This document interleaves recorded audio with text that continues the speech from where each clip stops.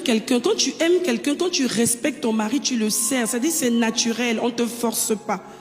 Tu dois être à ses petits soins. Pourquoi? Parce qu'on a dit que le respect, c'est justement apporter des égards à quelqu'un. Tu as tellement de considération pour la personne que tu ne la traites pas comme tout le monde, en fait. C'est ce que ça veut dire. Être à ses petits soins, lui accorder la première place. Il a sa sonnerie particulière dans ton téléphone. Quand ça sonne comme ça, tu sais que ça, c'est chéri qui appelle. C'est le boss. C'est ton Seigneur qui appelle. Tu ne fais pas attendre au téléphone. Ah, lui là, attends. Continue pas, il va rappeler après. Non, c'est un manque de respect. Ton mari appelle, tu dis, je te rappelle, hein, j'ai mon mari qui m'appelle. Tu coupes. Je pense que ce sont des femmes qui acclament, mais pas des hommes seulement. Il a ses couverts spéciaux, il a son verre, il a des plats qu'on ne sert que quand il est là.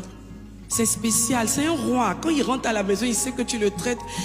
C'est pas ça n'a rien à voir avec l'argent. Il y a des gens qui disent non, quand on aura l'argent, non.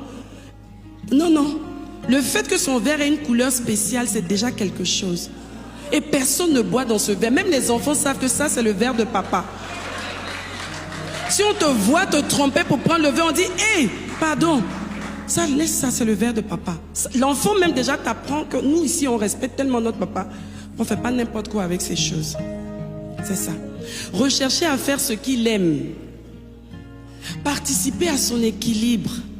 Mettre de l'ordre autour de lui. Il vient du travail, il jette ses chaussettes. Ne dis pas, oh, toi aussi. Non, c'est pas grave.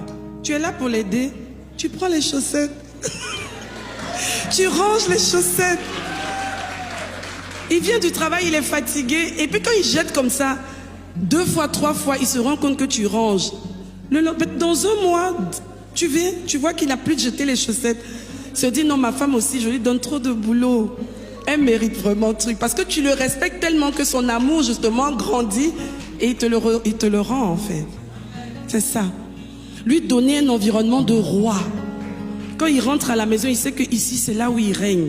Même si on l'a cafouillé, on l'a embrouillé, on l'a chiffonné partout. Mais quand il rentre chez lui, c'est lui le roi. Et il est à l'aise. Ça fait qu'il est content, il est heureux, il est pressé de rentrer à la maison. Il y a des hommes qui, quand l'heure de la rupture est arrivée, la fin du boulot, il ne veut même pas rentrer. Il demande est-ce qu'il n'y a pas du boulot encore. Je vais rester. Parce qu'à la maison, c'est trop grave, c'est tendu. Savoir l'accueillir quand il rentre de voyage ou qu'il a remporté une grande victoire. Moi, j'ai appris ça à mes filles. C'est important. Une fois, je prends un exemple. On était allé à un programme qui a été tellement fort. J'ai vu qu'il avait fait tellement d'efforts, tellement d'énergie engagée. Et j'étais tellement bénie par ce que Dieu avait fait. Je me suis dit non, j'ai dit aux filles, j'ai dit à tout le monde à la maison, je dis aujourd'hui, là, on va dresser le tapis rouge à papa. Quand il va rentrer, on va acheter des fleurs. Vraiment, oui, le tapis rouge, ça coûte. Tu vas acheter ça à la boutique, à un magasin, et tu dresses ton tapis rouge. N'attends pas que ce soit, je ne sais pas qui dresse un tapis rouge. Tu peux dresser un tapis rouge à ton mari. On a dressé le tapis rouge. Il ne s'attendait pas à ça. Quand il est rentré, on lui a dit qu'on est trop fiers. On n'était pas avec toi, mais on a suivi tout ce qui s'est passé. On était tellement contents. On bénit Dieu vraiment de ce qu'il fait avec toi dans ta vie. Imaginez-vous comme ça, un père qui rentre comme ça, après tout ce qu'il a eu comme engagement personnel et tout ça, ça fait plaisir. Tu sens que tu as ton équipe autour de toi, quel que soit ce qu'on peut raconter dehors chez toi, tout le monde adhère et tout le monde t'accompagne. C'est pas un signe d'avilissement, pas du tout, mais de respect et d'honneur à l'égard de son époux. Sarah qui est notre mère, c'est Sarah notre mère. On dit tous les jours ici fils d'Abraham, mais fils de et fille de... Mais comment Sarah appelait son mari? Son Seigneur. Généralement, quand on est pendant les cérémonies de mariage, les noms, mon miel, mon bonheur, oh, mon souffle de vie. Ça, c'est parce qu'on est dans la romance, en fait. Continue avec le nom, là. Quand c'est chaud, là, continue mon essentiel. Ne dis pas Raoul. C'est ça. Tu dois rester comme ça, avec ça à l'esprit.